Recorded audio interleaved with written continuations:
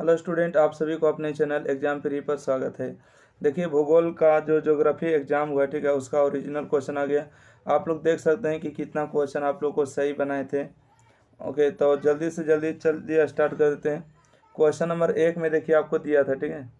Question number 1 में था कि 2011, ठीक है, 2011 की जनगणना के अनुसार भारत जो है विश्व में कौन सा स्थान पर रहा था। तो ये दूसरा रहा था, ठीक है। ऑप्शन नंबर बी लगाइएगा, ऑप्शन नंबर बी। कहता है कि भारत में जनगणना कितने साल के अंतराल में होता है। तो जनगणना जो है प्रत्येक 10 साल में होता है। ऑप्शन नंबर इसका सी सही जवाब। अगला क्वेश्चन है कि निम्न में से किस राज्य में जनसंख्या घनत्व सबसे कम है। तो जनसंख्या घनत्व जो सबसे कम होगा अरुणाचल प्रदेश, इसका सही जवाब होगा, ठीक है। चलिए अगला क्वेश्चन बढ़ते हैं, ठीक है। क्वेश्चन नंबर अगला देखिएगा। क्वेश्चन नंबर अगला है क्वेश्चन नंबर 4, ठीक है। क्वेश्चन नंबर 4 और 5 का आंसर, ठीक है, आप लोग बताइएगा कि कौन होगा, सी होगा या, ठीक है। उष्ण जलवायु क्षेत्र का जनसंख्या घनत्व कैसा होता है, विरल होता है या सघन होता है, ठीक है। आप लोग कमेंट करके बताइएगा किस अवधारणा में प्रकृति को मनुष्य का श्रेष्ठ माना जाता है। तो निश्चयवाद, ठीक है। अगला है कि प्रति इकाई क्षेत्र में सॉरी, इसका भी आंसर देखिए सही कन्फर्म नहीं पता, ठीक है। तो क्वेश्चन नंबर 4 और 5 का आंसर आप लोग को जरूर बता देना, ठीक है। गलत बताने से बढ़िया है कि आपको नहीं बताते। क्वेश्चन नंबर 6 है कि प्रति इकाई क्षेत्र में उपस्थित व्यक्तियों की कुल संख्या को क्या कहते हैं। तो इसको कहते हैं, क्वेश्चन नंबर 6 का सही जवाब जनसंख्या घनत्व कहते हैं, ठीक है। प्रति इकाई क्षेत्र में उपस्थित व्यक्तियों की संख्या को जनसंख्या घनत्व कहते हैं। अगला क्वेश्चन है क्वेश्चन नंबर 7। कहते हैं निम्न में से कौन भारत का पड़ोसी देश नहीं है। तो भारत के जो पड़ोसी देश नहीं है, तो आपको जापान नहीं है, ठीक है। बाकी सभी है, पाकिस्तान, बांग्लादेश, भूटान है, ठीक है।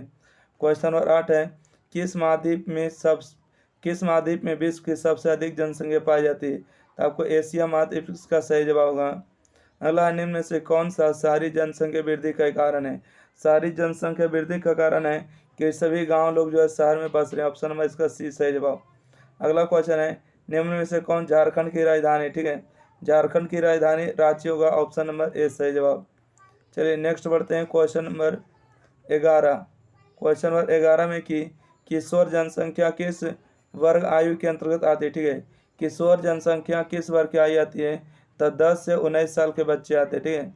अगला है कि किस राज्य में बौद्ध धर्म को मानने वाला सबसे अधिक संख्या पाए जाते हैं। तो इसका 12 का बिल्कुल सही जो मारेगा सी नंबर, ठीक है। सिक्किम में। किस राज्य में बौद्ध धर्म को मानने वाले सबसे अधिक संख्या पाए जाते हैं, बौद्ध सिक्किम में। अगला कौन सा प्राथमिक आर्थिक जो है क्रियालाप है, ठीक है।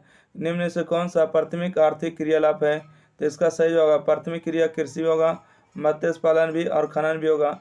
इसका सही जवाब डी मारिएगा, ठीक है। इसमें बिल्कुल सही जवाब डी नंबर। अगला क्वेश्चन, निम्न में से कौन जो एक केंद्र शासित प्रदेश है। केंद्र शासित प्रदेश होगा पांडिचेरी, है ना। पांडिचेरी इसका सही जवाब होगा। ऑप्शन नंबर बी सही जवाब। अगला क्वेश्चन बढ़ते हैं क्वेश्चन नंबर 15। क्वेश्चन नंबर 15 है कि निम्न में से कौन मानव भूगोल की एक शाखा है, ठीक है। निम्न में से कौन मानव भूगोल की एक शाखा है। तो आर्थिक भूगोल होगा। ऑप्शन नंबर इसका बी सही जवाब। अगला क्वेश्चन है किस राज्य की में जो है साक्षरता दर सबसे अधिक है।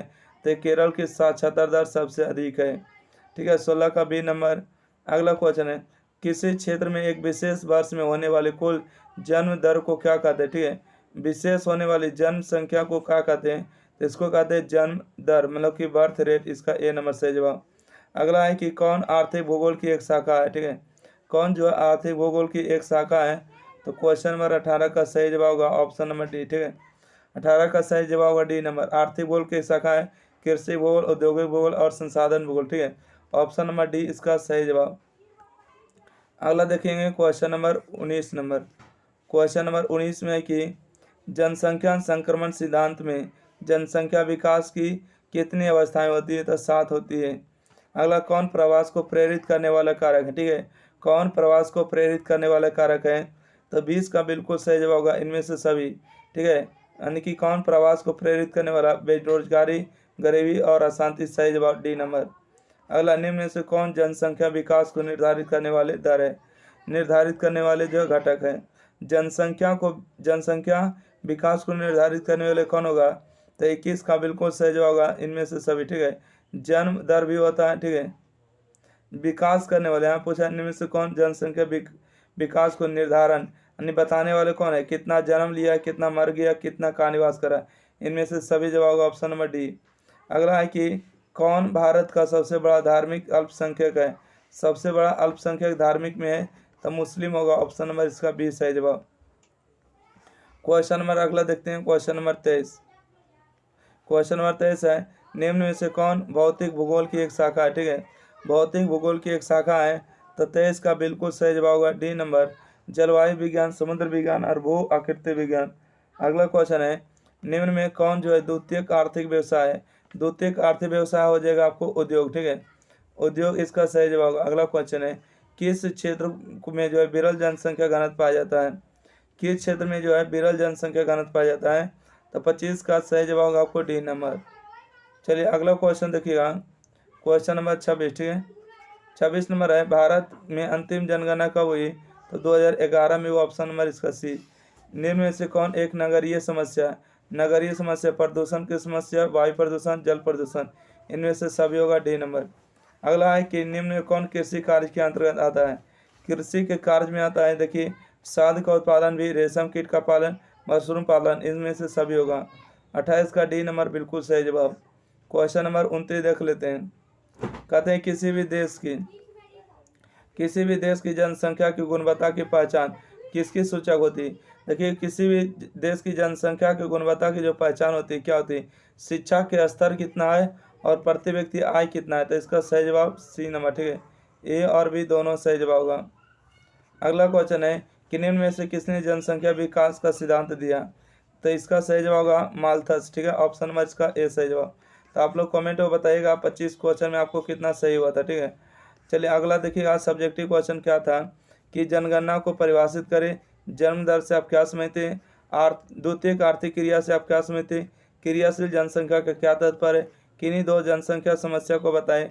निम्न साक्षरता के दो कारणों को बताइए, इसके बारे में आपको पूछा गया था। इसके बाद आपसे पूछा गया था कि निम्न साक्षरता दर के किन्हीं दो कारण को बताइए। प्रवास से आप क्या समझते हैं? जनसंख्या घनत्व को परिभाषित करें। भारत में लिंग अनुपात किन्हीं दो कारणों को बताइए। शहरी क्षेत्र में पानी की कमी से किन्हीं दो कारणों को बताइए। इसके अलावा आपसे देखिए दीर्घ उत्तरीय प्रश्न पूछा गया 6 गो है ना, जिसमें से आपको 3 गो का जवाब देना था। व्यवसायिक संरचना से आप क्या समझते हैं? जनसंख्या वितरण को प्रभावित करने वाले कारक को व्याख्या करें। जनसंख्या समस्या पर संक्षिप्त टिप्पणी लिखे।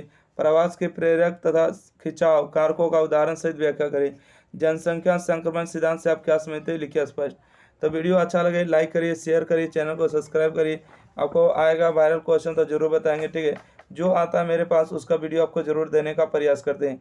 यह भी किसी विद्यार्थी ने भेजा। ठीक है, तो आप लोग कोशिश करिए, अगर किसी के पास आता है क्वेश्चन तो जरूर भेजिए। 90 65 71 94 39 इस पर क्लीन फोटो खींच करके जरूर भेजिए, इसका सोल्यूशन आपको मिल जाएगा। थैंक यू, धन्यवाद।